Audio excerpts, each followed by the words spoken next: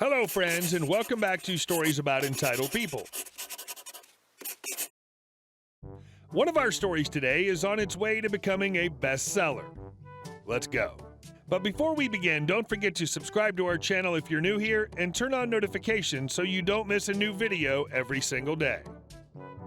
Great revenge on a crappy neighbor. In the 6 years I lived here, he has tried to convince us our lawn was actually his. When it didn't work, he got angry. Parked a most likely stolen boat in my yard we had to have towed. Driven and parked his truck in my yard. Tried to cut down living trees in my yard for firewood. Chopped wood in my yard and told me it was so his yard wasn't a mess. Trespasses and has tried to tell me he's volunteering with the HOA and thus has permission. We live in an HOA that's thankfully real chill. Every time I had an issue, I called them and made an official complaint. They sent someone out to talk to him, and that would be the end of it for a bit, till he was back on his bullcrap. Eventually, I ended up calling the cops while he in my yard, drunk, screaming at me. After that, several things happened rather quickly. Since it escalated to police, he was no longer in good standing with the HOA. If you're not in good standing, rent goes up by several $100s. It won't decrease until the board votes to let him back in. That doesn't look like it'll happen. They're rather pissed he was claiming to do volunteer work for them when he wasn't. It's also in our HOA rules that you can't use a chainsaw on your property without permission. Usually no one cares, but he was chopping down communal as well as trees on other residents' lots, so they came down on him hard. And finally, the pettiest of revenge. Now that it's getting warmer out, I've had my windows open. I also love to play music while I clean during the day. Yesterday, he was doing yard work or something. I put my Bluetooth speaker in my kitchen window and played some very loud MSI. Then I moved on to Missy Elliott and metal covers of Disney songs. When I could tell he was getting really annoyed, I got extra petty. Anyone remember that song Switch by Will Smith? I played that 3 times in a row. Then I turned the music off. I could see the relief on his face. I waited a good 2 to 3 minutes, then I played Switch 3 more times and laughed to myself when he went inside looking pissed. And our next story.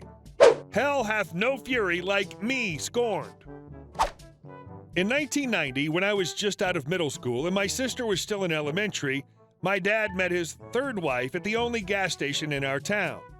They soon moved in together, and my dad abandoned us in our basement apartment to live on a shanty houseboat that didn't run to live with her.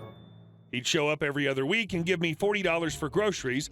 Eventually, someone figured out the situation and called my mom.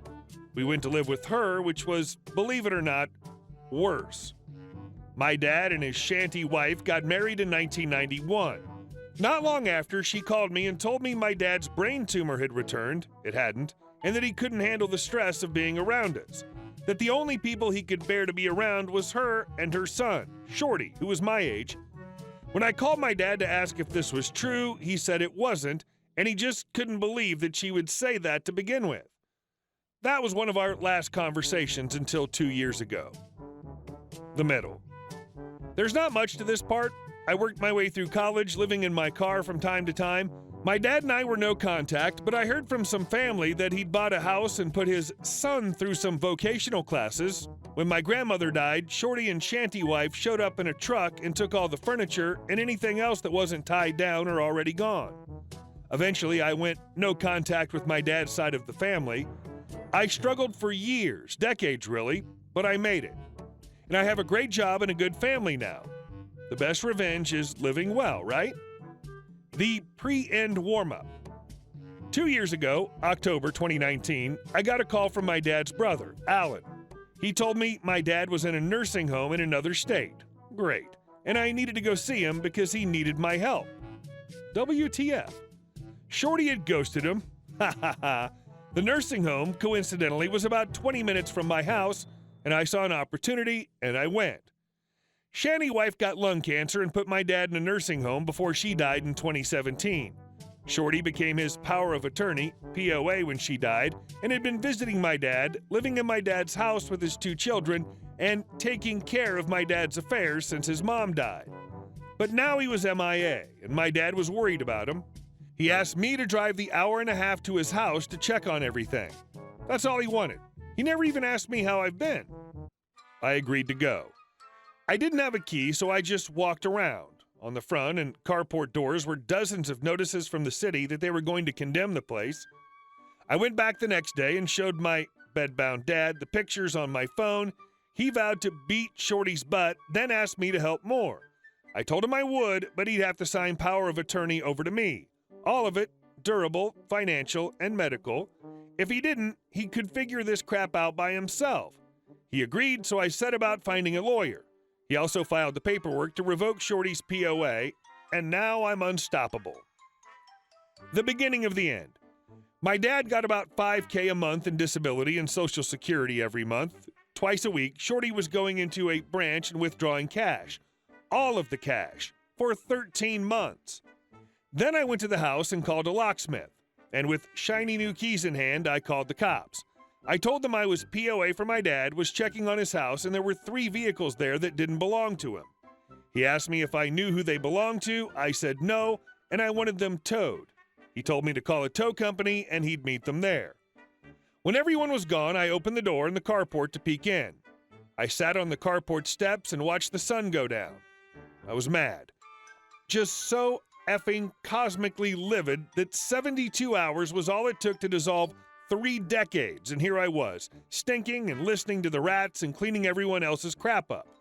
Taking time away from my family. And for what? The thought of Shorty's life being upended, his only source of income, probably, disappearing literally overnight, and my dad having to hear secondhand from me that he's broke and alone made me absolutely giddy. I desperately wanted them both to lose what they had left, so I decided I was going to triple dog down. That night, I Googled restraining orders. And it was surprisingly easy to get one.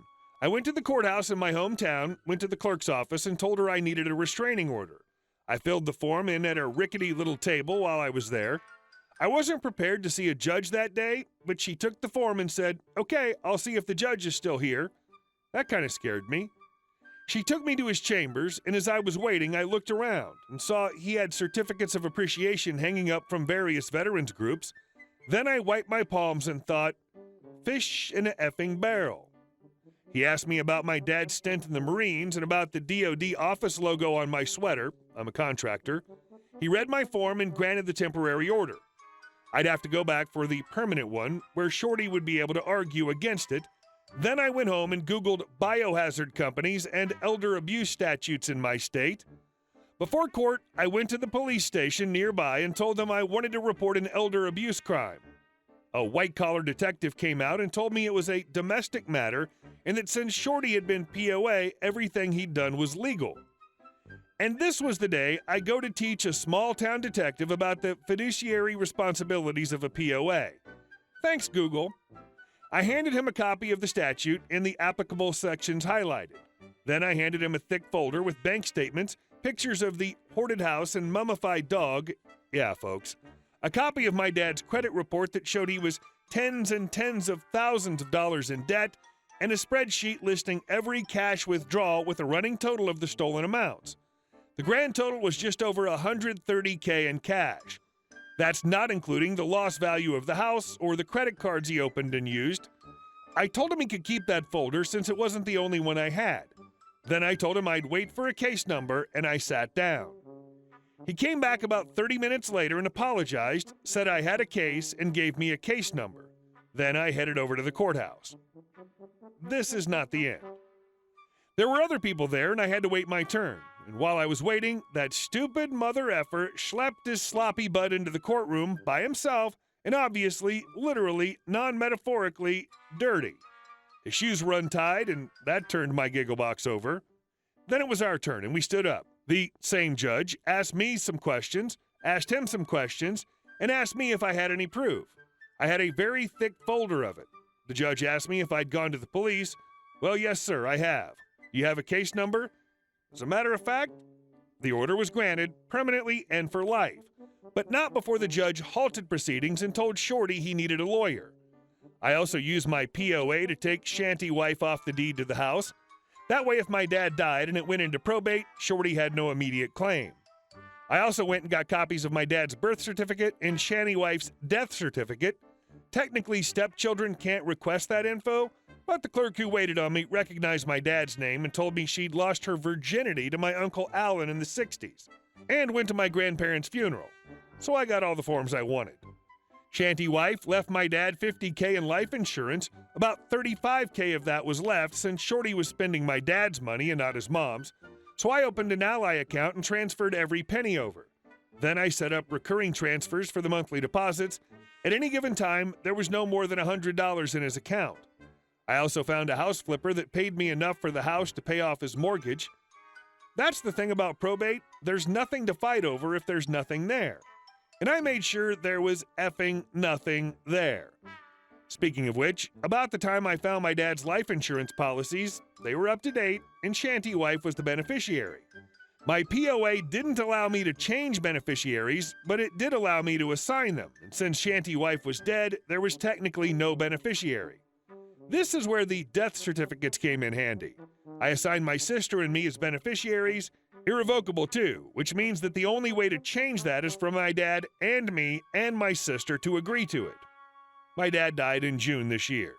Shorty was arrested just after midnight on July 1st, was still in jail, and had been arraigned on felony elder abuse charges. He lost his kids, he lost his dad, I'm spending his mom's cancer money, he lost his free house and trucks, he has no credit, and will never be able to get any sort of decent job, and will hopefully for a long time not be able to find a decent place to live. And I sleep like a effing baby.